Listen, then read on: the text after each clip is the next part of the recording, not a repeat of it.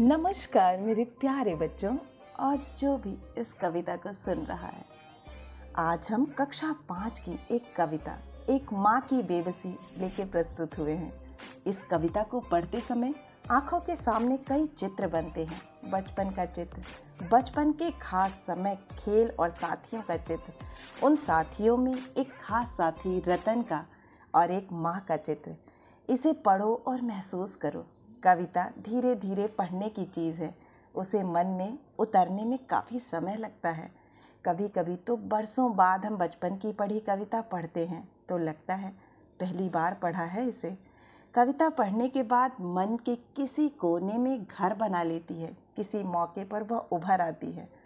कविता, कहानी सबके साथ यह होता है, इसलिए हमें इससे चिंतित होने की ज़रूरत नहीं कि कविता एक बार में पूरी तरह समझ में आ रही है या नहीं।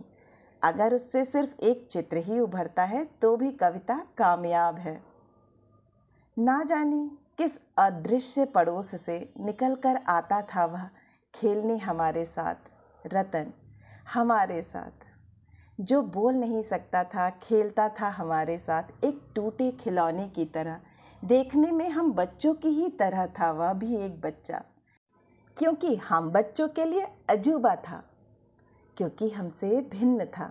थोड़ा घबराते भी थे हम उससे, क्योंकि समझ नहीं पाते थे उसकी घबराहटों को, ना इशारों में कहीं उसकी बातों को, ना उसकी भयभीत आंखों में हर समय दिखती उसकी अंदर की छटपटाहटों को। जितनी देर वह रहता, पास बैठी उसकी माँ निहारती रहती उसका खेलना। अब जैसे जैसे कुछ बेहतर समझने लगा हूँ, उसकी भाषा जो बोल नहीं पाते हैं, याद आती है रतन से अधिक उसकी माँ की आंखों में झलकती उसकी बेबसी।